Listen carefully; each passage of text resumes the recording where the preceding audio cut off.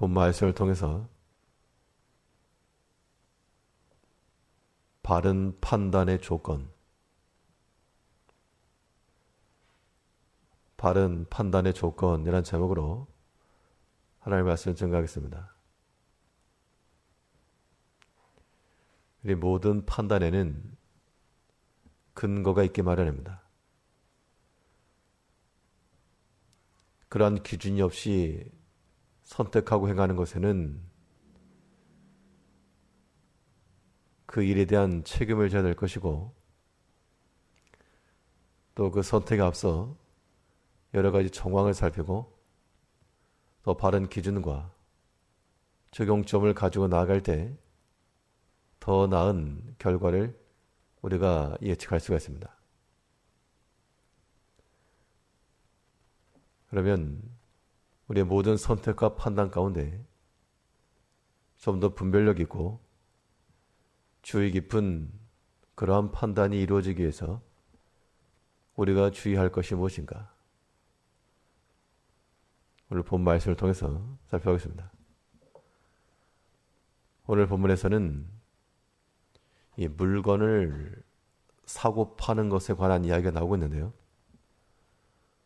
어떤 사람이 물건을 살 때 이거 좋지 않다, 이거 참 좋지 않다 하다가 나중에 그걸 자랑한다.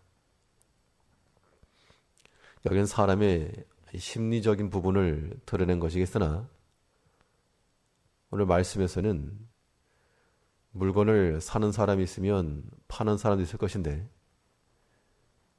사는 사람 입장에서 어떤 근거와 기준을 가지고 살 때 자랑할 만한 그러한 결과를 가질 것이며, 또 판다고 할 때에도 마찬가지로 결국에 가서는 자랑할 만한 혹은 유익할 만한 그런 결과를 도출해야 될 거라는 겁니다.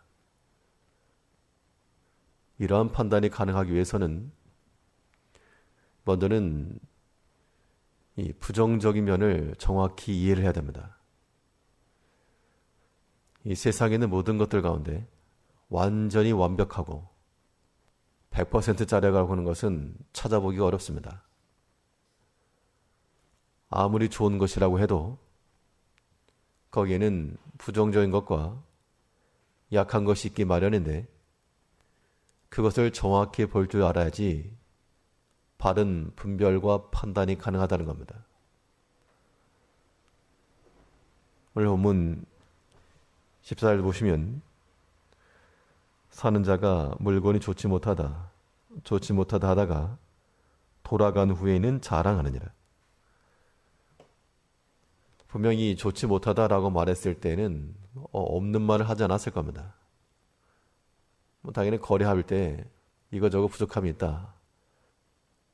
비록 구매는 했지만, 샀지만 어떠한 면에 있어서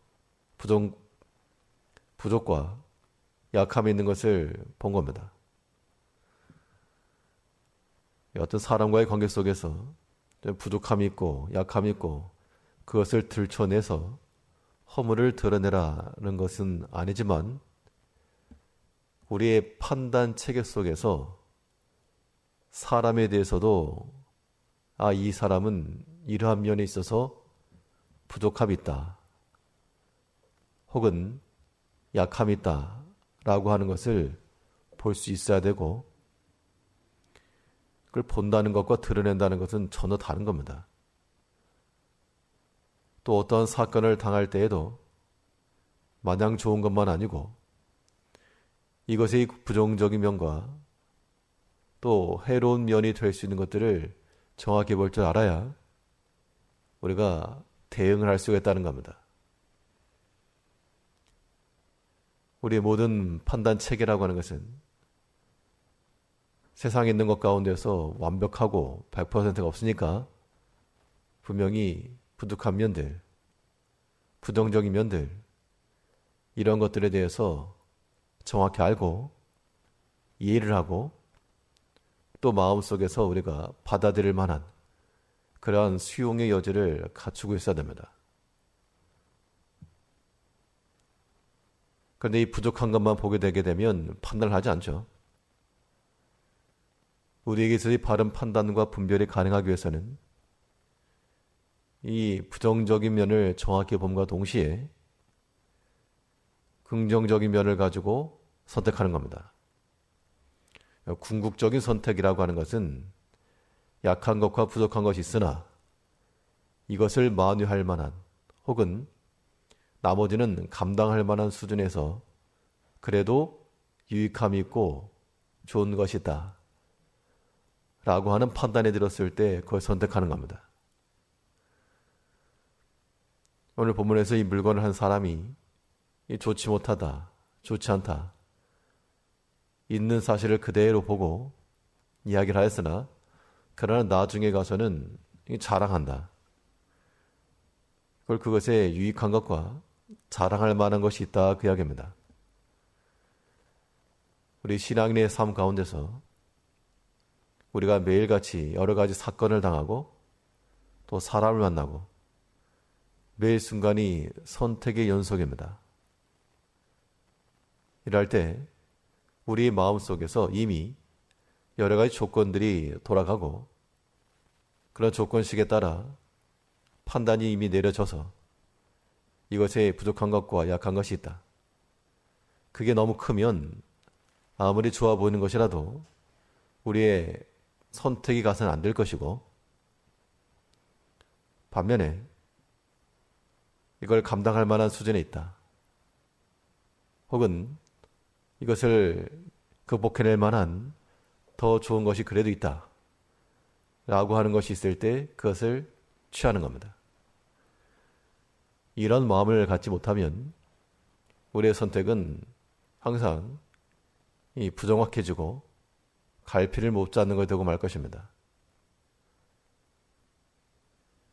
하나님께서 우리에게 선한 것을 주시고 또한 장래의 소망 주시기를 기뻐하시지만 또 전도서에 보게 되면 하나님께서 우리에게 여러 가지 것들을 겸하여 주셔서 장래를 함부로 알지 못하게 하셨다 그랬습니다.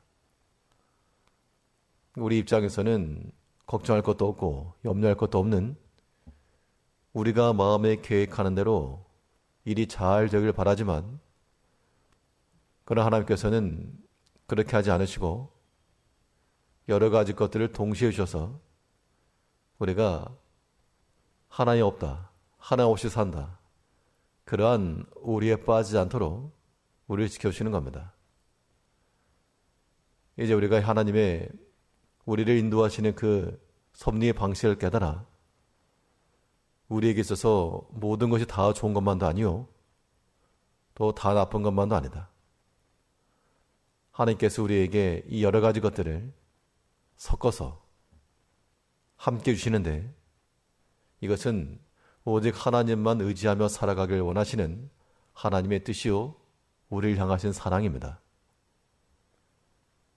이제 우리가 여러 가지 좋지 못한 상황이 일어났을 때는 좋지 않다, 좋지 않다 그렇게만 말하지 말고 그 반대편에 있는 또한 긍정적인 것들을 취할 수가 있어야 되고 또 우리에게 좋은 것이 왔다 했을 때는 아 좋다 그것에만 취할 것이 아니요 그것이 가져올 또 다른 약한 것들을 내다볼 줄 아는 양극단의 것들도 수용할 줄 알아야 됩니다.